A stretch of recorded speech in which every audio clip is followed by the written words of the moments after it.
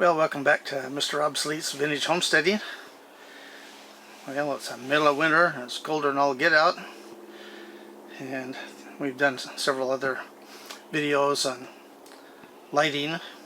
Started out with kerosene lamps, and we went to stoves, and now we're going to come back to lights again, but because power outages are a common thing these days. So we're going to be talking about propane instead of kerosene or white gas. Well, Coleman decided to get into propane, and these little canisters of fuel. And this is a model 5101 that came out in 1957, and it went through 1960. And you can see it's a real economy version. There's no real base on it, and it's got the typical bail and the vent and everything like that. You have your knob here for controlling the amount of fuel coming through. And it's kind of interesting because they made several versions of this lamp. So this one is one that's apart, and I'm working on it, and it's also considered a model 5101, but the base is two pieces and it's supposed to twist off. A canister goes in there and you put it back together, and I haven't been able to get it apart yet, so it's a project I'm working on. But the reason for propane is that it's a lot simpler to light and more convenient than gas-powered lamps. So anyway, what we're going to do is we're going to go through several different lines of them and talk about the little bit of features on them and stuff, and then at the end of the video we'll light some of them up for you. Well, there's another Coleman here. This one's a model 5122 that was made from 1970 to 73. It uses the same canister. This is kind of unique because it has a tray that comes out, and the canister is installed in here like this. Put back in. And then you have your regulator, your valve here for fuel, and this one actually has a generator cleaner tip in it, which is kind of interesting because the earlier ones did not. So the problem with this one is that these canisters are not available anymore, and so they would be useless except for this. This is a Coleman adapter kit. It's a 5122-730. It has a hose that goes through the hole here and connects to a adapter that goes inside to replace the canister, and then you can use that on a regular propane tank like this, or one of the larger ones too. So anyway, that was kind of a nice find, and it's always interesting to look at the prices on this old stuff. So you get the adapter and the hose and all the fittings and stuff for $4. Well, our next propane lantern was sold by Sears. And this one, as you can see, it's a double mantle. There's your propane cylinder and your base, and globe and top. And neat thing about this, the box has the handle built into it. And we'll come do a close-up on the back. It gives you all the directions on how to use it.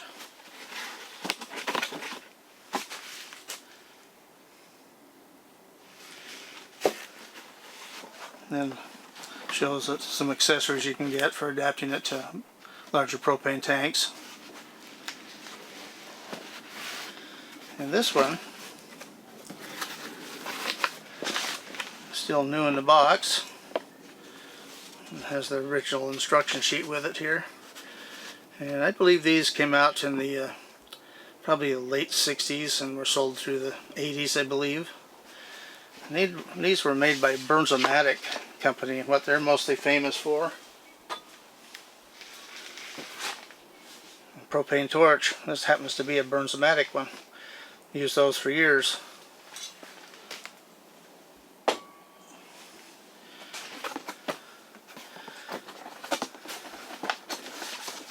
So I'm not going to light this one up or the next one either, but it just kind of gives you a variety of what was available. Here's a single mantle one. It says Sears Hillary. You know, they would use different names. Early on they were J.C. Higgins, and then they were like this, Hillary, kind of a Sir Edmund Hillary, the first guy to go up Mount Everest to the top. And so they used that to try to promote their products, like, yeah, he would have used one of these. Nah. But anyway, just marketing. There again, it's new in the box. And on the back here it shows how to hook it up. And there again, here comes the owner's sheet there. On the back side of it shows a parts list. So Burns-O-Matic made lanterns for a lot of different people, and you know, camping was really at a big point in the 50s, 60s, and 70s, and so a lot of companies would add it to their other lines, and we'll talk about that a little more as we get through these a bit. So anyway, here's another Sears lantern. This one is also made by Burns-O-Matic, and it uses a propane cylinder here, and here's your regulating valve, your vent. Take the top off to clean it. This has a plate here so that you can remove the globe if you need, and that's how you light it also. So we'll light this one up here for you here after a while. Okay, well, here's another one. This is a Winchester. You know, Winchester tried to diversify. They started selling camping equipment, so they made lanterns, camp stoves, and they sold axes and shovels and other things too, trying to have a more diverse line. And this one there again, it's got a handle on it. This one is also made by Burns-O-Matic. Get this opened up here for you.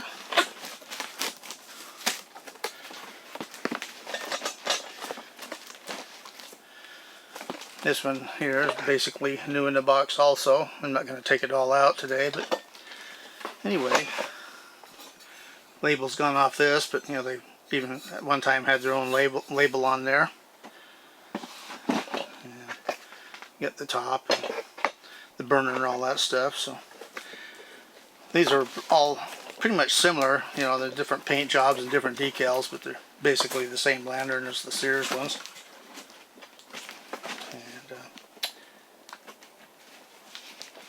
Anyway, we got one more here to show you. Then I'll talk about mantles a little bit. Well, our last one we're going to talk about today is Ash Flash Corporation, AFC. And you can see that the layout is pretty much the same as most of the others. They look almost identical except for the shape of the hood. And their claim to fame mostly was flashlights, and they also made bicycle lights.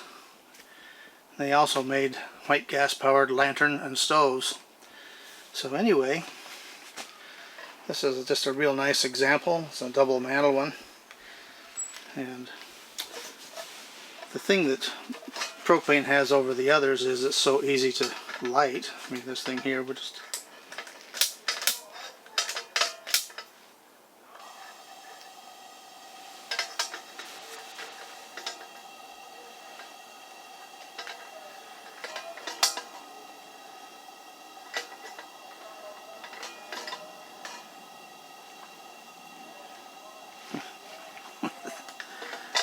doesn't want to light. There it goes.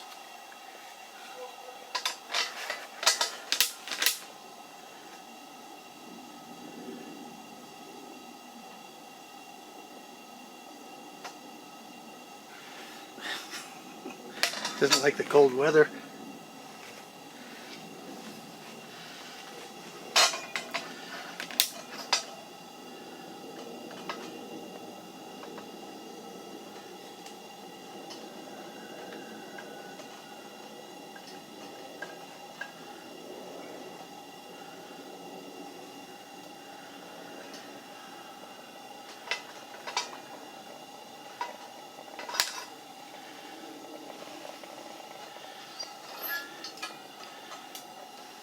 Well, one thing I found I wasn't aware of, in the cold weather these don't light for crap.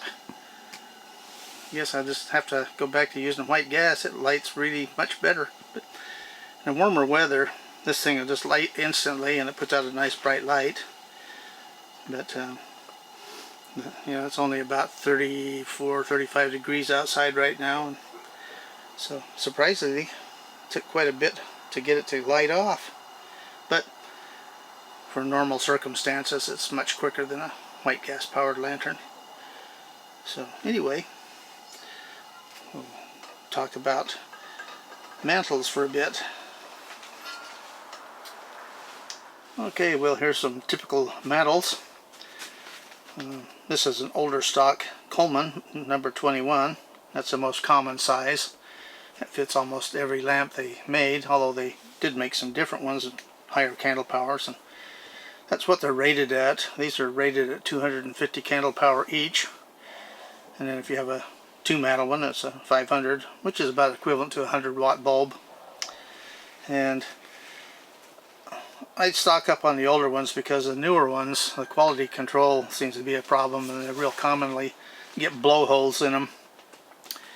And it means it has a hole through the side, and what happens when that is working, sometimes you have a small flame come out, and if it's right next to the glass and stuff, it can cause the glass to break. But anyway, it's too bad that everything turns to crap these days.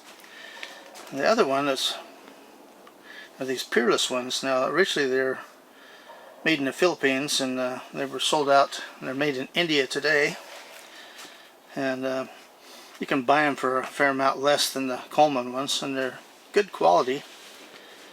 And the thing is that the original Coleman ones used a mineral called thorium. Now the mesh here is made out of, it had been made out of cotton. Today they use rayon or nylon, and they dip them in a liquid salt solution. It has thorium in it, like I say, it's a mineral, and when heat gets on it, that glows. And so there's other materials they used in it. They use cerium oxide and magnesium oxide too, which increase the brightness. And thorium isn't used so much anymore because it's slightly radioactive. And so they come out with a different mineral and the same dipping process and liquid salt there. And it's a yttrium. That's what most of them are today. That's Coleman ones are all that. And the peerless ones, which were originally made in the Philippines, they're made in India today. And you can get either type. You can get thorium or yttrium. And the thorium supposedly puts out better light. And I think they did in the Coleman ones from way back, but the newer ones I can't tell much difference. But anyway, so those are the main sources. There are a few other brands out there. And the last one here, these are Chinese replica crap ones, and they are crap. You see that the shape is wrong. And the other thing that mainly is a drawback to them is they're very fragile. And then the strings that they use to tie these on with are real low-grade stuff, and when you tie them on there and then you burn them in, which we'll demonstrate here shortly, the strings will disintegrate, and sometimes just moving the lantern and sitting on a table, these will just fall off. Now on these, you have your 2 little strings here, and you pull those out, and then you tie them tight around the burner. And the Coleman ones and the peerless ones, the strings don't deteriorate from the heat, so it works really good. But the only thing that these have got going for them is, like most Chinese stuff, is dirt cheap. But as a last resort, if you couldn't find anything else, you could use those, but you can go through them a whole lot faster. So anyway, I think what we'll do now is we'll light up a couple of lanterns and show you how to do that process properly. Okay, well, I'm going to show you how to light and burn in a mantle. Like I said, I'm really surprised at how the cold weather affects these things.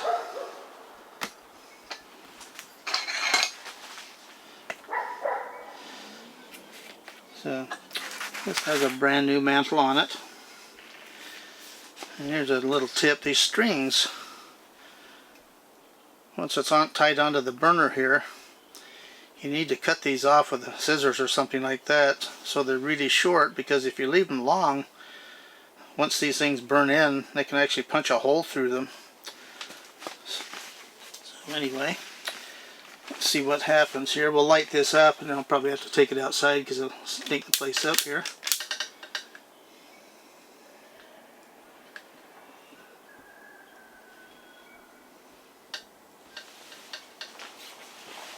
And you want to make sure you're not breathing in these fumes or bad stuff.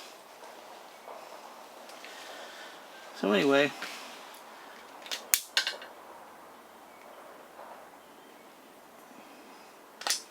I'm going to take it outside here and be back when it's burned in.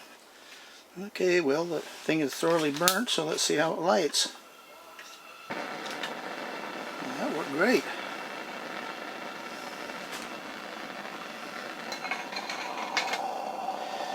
You notice when I put the globe on, it fogs up. And there's moisture. LP gas puts out a lot of moisture. Anyway, get that all lined up. Put the handle back in.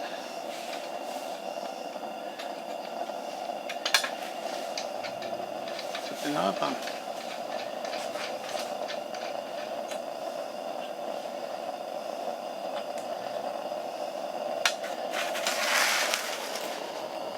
Okay, well, let's get our fine Hong Kong ash flash to see how it'll light again.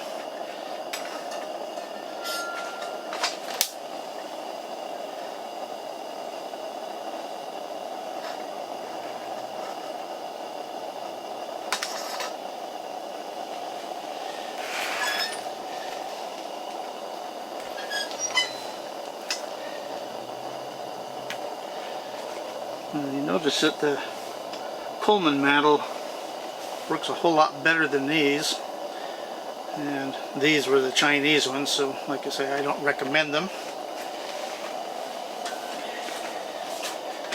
Let's see if we can get our last lit here.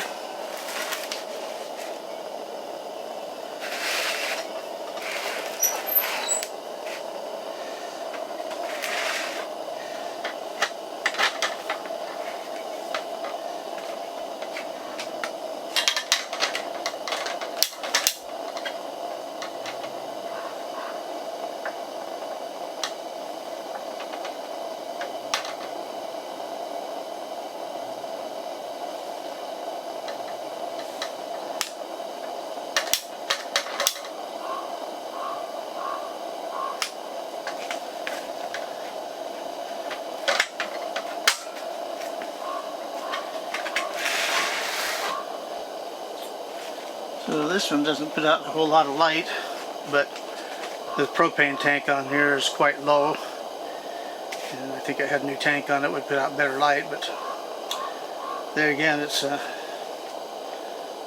that stuff there is a whole lot better than this stuff. So what does this all mean? Well, for me, the white gas powered lanterns are a whole lot better because they light up really easy in the cold weather. And light output's about the same. And these, the thing about them that people like is it's quick and easy. So anyway, we'll give you some links back to some of our earlier lantern videos. So